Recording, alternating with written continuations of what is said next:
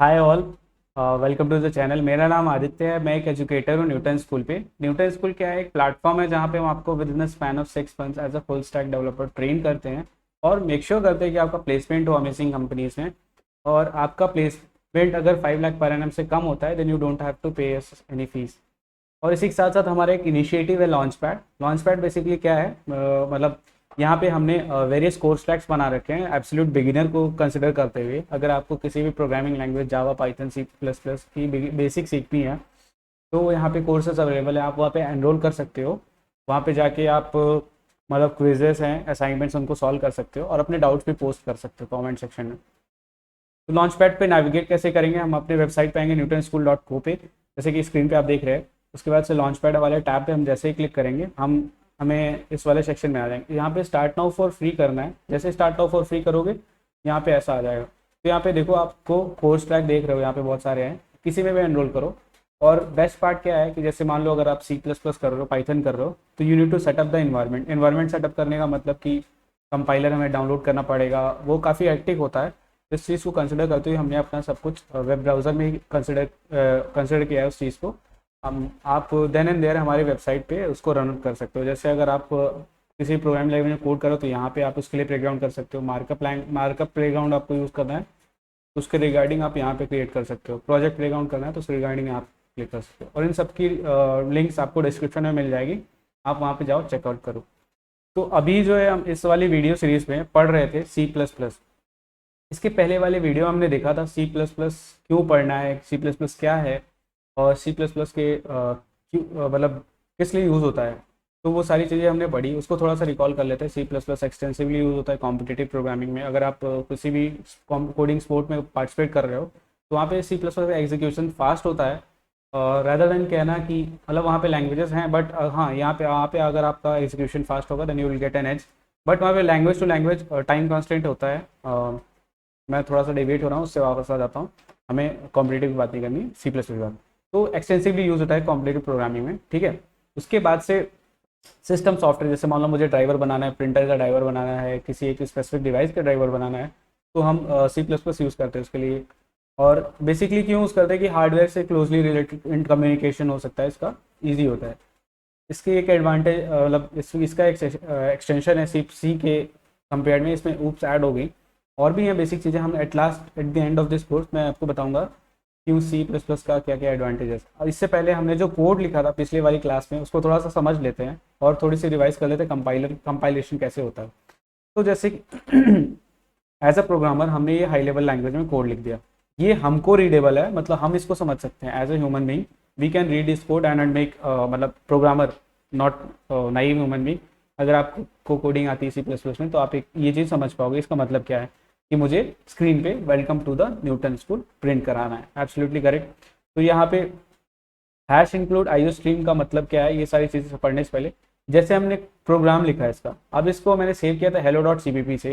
Exactly तो नहीं याद है बट किससे सेव किया था, but hello dot C P P मान लो सेव किया था, ठीक है। अब इसके बाद से कंपाइलर क्या करता है, इसको कंपाइल करके लो लेवल लैंग्वेज में कन्वर्ट करता है। ये चीज़ है बेसिक। लो लेवल लैंग्वेज किस लिए यूज़ होता है? मशीन के लिए यूज़ होता है। मशीन एग्जीक्यूटेबल कोड होता है, मतलब कंप्यूटर इसको इजीली समझ सकता है। अब इसके रिगार्डिंग ओएस इसको लेके सीपीयू को दे देता है। ओएस क्या करता है, इस पर्टिकुलर के लिए प्रोसेस क्रिएट करता है। प्रोसेस हमने देखा था कैसे क्रिएट होता है, उसका पूरा स्टैक वगैरह डायग्राम देखा था। और वो बेसिकली बस एक ब्रॉडर अंडरस्टैंडिंग के लिए, उसके लिए डेप्थ में उसमें जाने की जरूरत नहीं है, ठीक है।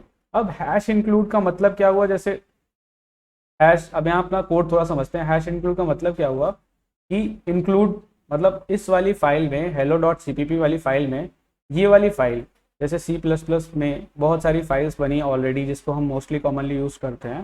तो वो सारी फाइल्स को हमने नाम दे रखा है। जैसे मान लो आईओ स्ट्रीम करके एक फाइल है, उसको लाके इस वाले हमारे वाले कोड में स्टोर कर दो ताकि उसकी फंक्शनैलिटीज़ को हम यूज़ कर सकें।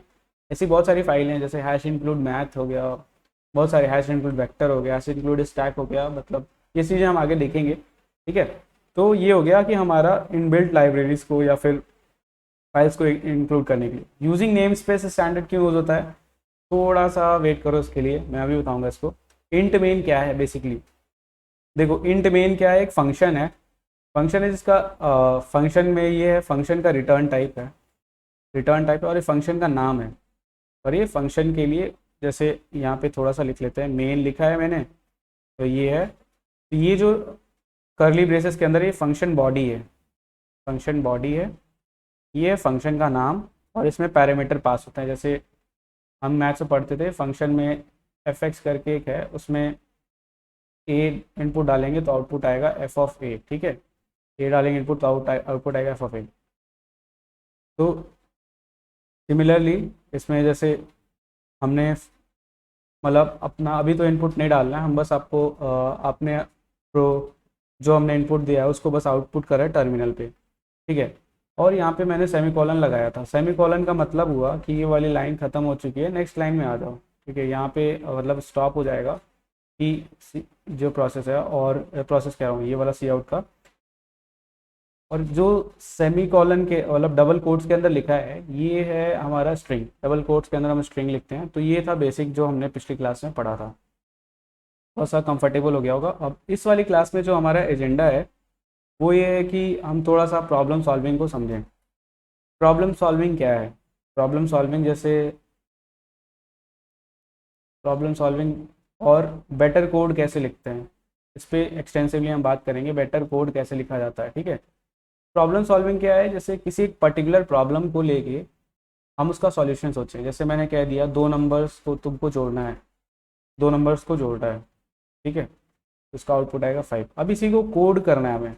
इसका जैसे मिला मिला हमारा क्वेश्चन क्या मिलेगा, प्रॉब्लम का नाम print sum of two numbers, print sum of two numbers, ये हमारा प्रॉब्लम है, ठीक है। तो फर्स्ट स्टेप क्या होनी चाहिए, मतलब अगर आपको अच्छा कोड लिखना है, if you want to write better code, आपको डायरेक्टली कोड नहीं करना है, आप पहले थोड़ा सा उसको एनालाइज करो।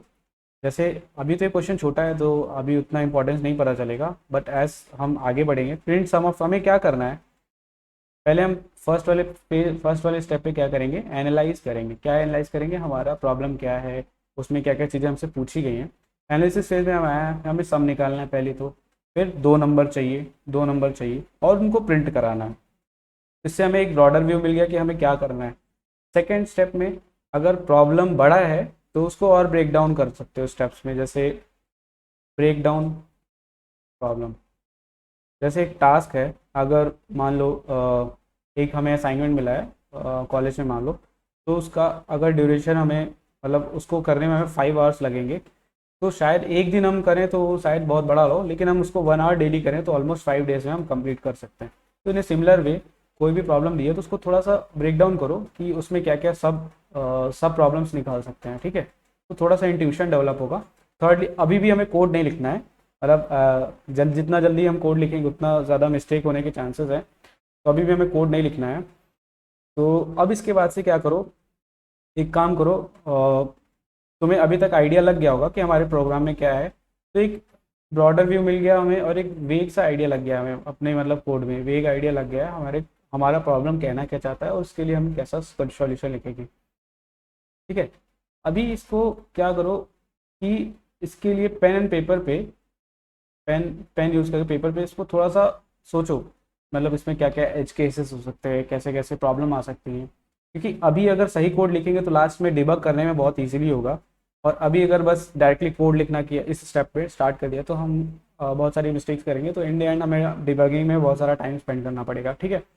तो अब जब हम इसको पेन पेपर पे अच्छे से समझ लिया मैंने कि हाँ मैंने प्रॉब्लम भी एनालाइज कर लिया, उसको ब्रेक डाउन भी कर लिया, अब उसके बाद से मुझे आइडिया है कि हाँ इस प्रॉब्लम को ऐसे सॉल्व होना है, तो अब यहाँ पे फोर्थ स्टेप में कोड लिखो। सिंपली कोड लिखना बहुत ही मतलब एक काइंड ऑफ मैकेनिकल जॉब होगा। अगर आपने लॉजिक सोच लिया है तो आपको ये वाली 4 स्टेप, 3 स्टेप इंपॉर्टेंट है, बाकी 4th स्टेप में बस आपको कोड करना है। तो फर्स्ट स्टेप क्या है, लॉजिक बनाओ, लॉजिक अच्छे से बनाओ और उसको पेन एंड पेपर पे रन करो, ड्राई रन करो, पेन पेपर पे रन करो, ठीक है। ड्राई उसके केसेस टेस्ट केसेस सोचो क्या है, क्योंकि बाद में इस पर एरर आता है और उसको डिबग करना काफ़ी मुश्किल हो जाता है, ठीक है। तो लॉजिक बना लिया हमने, कोड कर लिया, ठीक है। अभी क्या है, यही बेटर कोड लिखने का तरीका है। अच्छा, इसके बाद से जैसे मान लो कि मुझे अगर बोला जाए, एक हमने हमने पिछले वाले लेक्चर में क्या करा था, print welcome to Newton School, Newton School हमें प्रिंट करना था, ठीक है। न्यूटन स्कूल में प्रिंट करना था। तो हमारा प्रॉब्लम क्या था, न्यूटन स्कूल को प्रिंट करना। अभी ये बहुत छोटा है तो इसलिए काफ़ी ईजिली है कि हम वहाँ पर जाके कोड लिख सकते हैं। अभी थोड़ा सा जैसे हम नेक्स्ट लेक्चर से, इसमें भी हम बहुत सारा कोड ही लिखेंगे, तो नेक्स्ट लेक्चर से हम जब पढ़ेंगे तो हम जैसे एवरेज निकालना सीखेंगे, प्रिंट आउट करना, सम करना, और भी ऐसी चीज़ें, मल्टीप्लाई करना, दो नंबर को कैसे मल्टीप्लाई करते हैं, ये सारी चीज़ें। ठीक है, अभी थोड़ा सा पढ़ते हैं नेक्स्ट चीज़ जो है flow charts. Flow charts flow charts क्या है, इस फ्लो चार्ट, एक सेकेंड,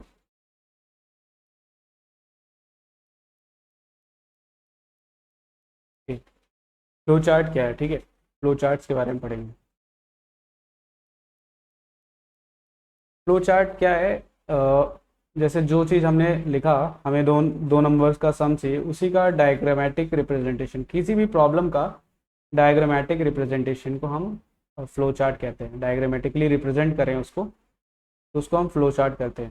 ठीक है, सेकेंड, फ्लो चार्ट क्यों पढ़ना है हमें, जैसे मान लो कि अगर कि तुमने एक कोड लिखा है, मतलब किसी प्रोग्राम लैंग्वेज, और जैसे लेट से ये हमने कोड लिखा है और ये हमारा इंस्ट्रक्टर है, जैसे मैं हूँ, अगर मुझे तो वहाँ कोड पढ़ना है और ऐसे करके 3-4 लोग एक टीम में काम कर रहे हैं। ठीक है, मान लो 3 लोग एक टीम पे काम कर रहे हैं, एक ही प्रोजेक्ट पे काम कर रहे हैं, हम चारों मतलब 4 लोग मिलकर एक टीम पे काम कर रहे हैं। ठीक, तो तुम्हारा जो टास्क है, तुमने उसके लिए एक पर्टिकुलर कोड लिख दिया। ठीक, अभी तो मुझे ये कोड समझने के लिए या तो पूरा कोड मैं मतलब लाइन बाय लाइन रीड करूँ, या फिर उसके फंक्शंस रीड करूँ तो समझ में आएगा, या फिर अगर तुमने इसके लिए, तुमने जो कोड लिखा है उसके लिए एक डायग्राम बना दिया कि हाँ तुम्हारा कोड का फ्लो ये है, पहले तुमने एक वेरिएबल डिक्लेयर किया वगैरह वगैरह, उसके बाद से अगर आपने तुम्हें एक डायग्रामेटिक रिप्रेजेंटेशन दे दोगे तो शायद मुझे समझने में उतना टाइम स्पेंड नहीं करना पड़ेगा। ठीक है, तो इसी के लिए कम्युनिकेशन क्या है हमारा, जैसे अगर एक साथ कई लोग कोड करते हैं तो उसमें क्या होता है, कम्युनिकेशन ईजी हो जाता है, कम्युनिकेशन ईजी हो जाता है।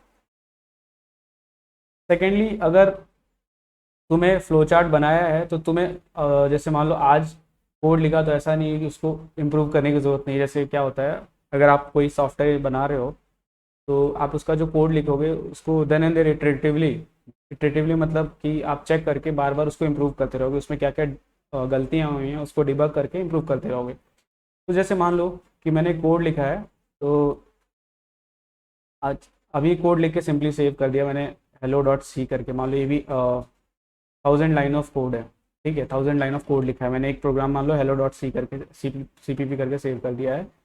तो आज से कुछ दिन बाद अगर मैं देखूंगा तो मुझे शायद समझ ना आए, क्योंकि याद नहीं रहता कि आपने कोड में क्या क्या वेरिएबल डिक्लेयर की, क्योंकि इतने सारी लाइन होती।